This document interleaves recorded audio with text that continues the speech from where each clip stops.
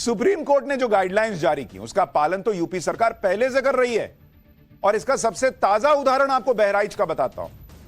अभी बहराइच के महाराजगंज में अवैध कब्जे को हटाने से पहले प्रशासन ने उन सभी प्रॉपर्टी को नोटिस जारी की।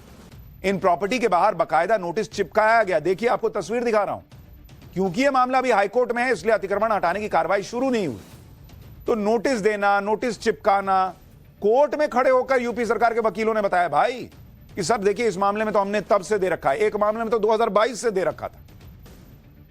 लेकिन आप यह भी देखिए कि एक तरफ ये लोग अतिक्रमण की कार्रवाई पर रोक लगाने के लिए हाईकोर्ट चले गए, दूसरी तरफ खुद ही अपनी प्रॉपर्टी को खाली भी कर रहे हैं, वहां से सामान हटा चुके हैं, अवैध कब्जे को खुद हटा रहे हैं।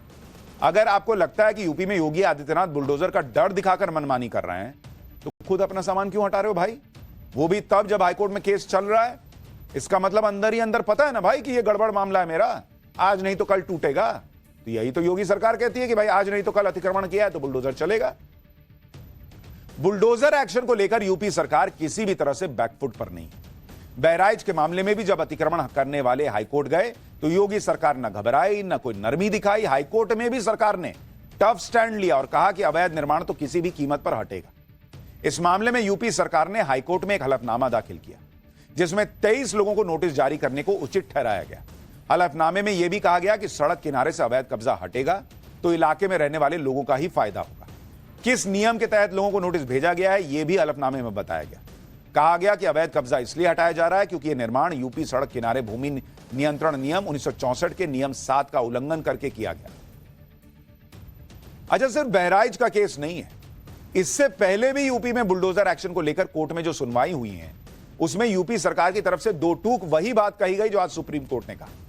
जैसे पिछली सुनवाई में यूपी सरकार की तरफ से सुप्रीम कोर्ट ने एसजी तुषार मेहता ने कहा था बुलडोजर एक्शन के मामले में कि ऐसा आरोप लगाया जा रहा है कि पत्थरबाजी के आरोपियों का घर तोड़ दिया गया, जबकि उन्हें बुलडोजर कार्रवाई से सालों पहले ही डिमोलिशन का नोटिस दिया जा चुका था।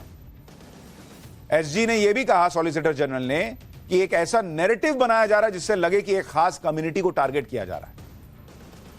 यूपी सरकार के वकील ने दावा किया था कि वो ये साबित करते हैं कि जिनके भी घर बुलडोजर चला है उन्हें बहुत पहले नोटिस दिया जा चुका था। यूपी सरकार ने हलफनामा देकर यह स्पष्ट किया था कि बुलडोजर से जुड़ी कोई भी कार्रवाई का आधार कभी भी यह नहीं हो सकता कि प्रॉपर्टी का मालिक किसी अन्य अपराध में आरोपी है, इसलिए उसका घर गिरा। यानी यूपी सरकार कह रही है भाई, कोर्ट में खड़े होकर स्टैंड लेकर कह रही है कि हमने एक भी घर ऐसा नहीं गिराया है जिसमें पहले नोटिस ना दिया। तो वो तो वही गाइडलाइन फॉलो कर रही है जो आज सुप्रीम कोर्ट ने देश के लिए बनाया।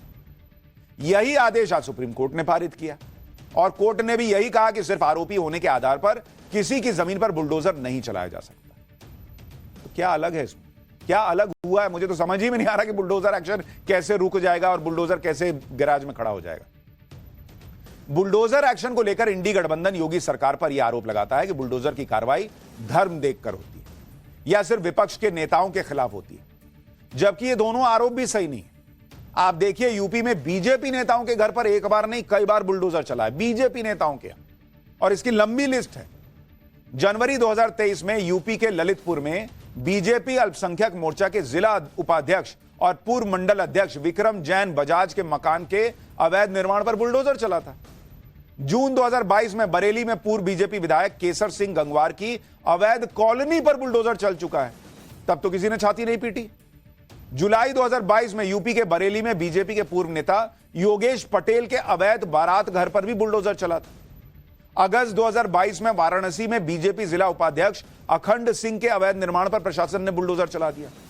इसी तरह अगस्त 2022 में नोएडा की एक सोसाइटी में महिला से बदसलूकी करने वाले बीजेपी के तत्कालीन नेता श्रीकांत त्यागी के अतिक्रमण पर भी बुलडोजर चला था। तो बीजेपी के बड़े बड़े नेताओं के यहां बुलडोजर चल गया, तब तो किसी ने नहीं कहा कि अरे ये बुलडोजर क्यों चल रहा है, ये बुलडोजर का न्याय नहीं होना चाहिए। भाई वहां अतिक्रमण था, हटा दिया, वो बीजेपी का नेता हो या कोई हो। बुलडोजर एक्शन को लेकर असदुद्दीन ओवैसी हिंदू मुसलमान की राजनीति करते हैं। आज जब सुप्रीम कोर्ट का फैसला आया तो ओवैसी ने मुसलमानों से जोड़ दिया, कहा कि उम्मीद है कि अब मुसलमान को बुलडोजर वाली सजा नहीं मिलेगी। लेकिन असदुद्दीन ओवैसी जो आरोप लगा रहे हैं उसमें कितनी सच्चाई है वो भी आपको दिखाता हूं। बहराइच में जिन 23 लोगों को अतिक्रमण हटाने का नोटिस मिला है उसमें 4 हिंदू परिवार भी, तो सिर्फ मुसलमानों पे कैसे हो रहा है? मार्च 2022 में कानपुर में तालाब की जमीन पर अवैध कब्जा हटाने के लिए बुलडोजर चला था। इसमें भूमाफिया विष्णु कुमार यादव उर्फ पंगू यादव ने जमीन पर अवैध अतिक्रमण किया था, तो वो तो हिंदू था।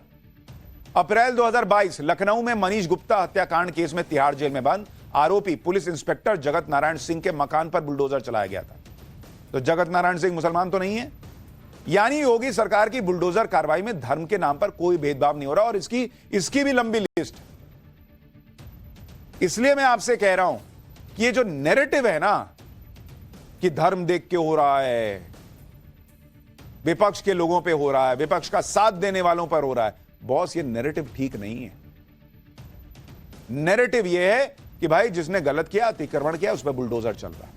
और अगर उस बुलडोजर का खौफ है तो वो खौफ अपराधियों के अंदर है, सामान्य आदमी के घर पे बुलडोजर नहीं चल रहा है। आपके घर पे चला है बताइए।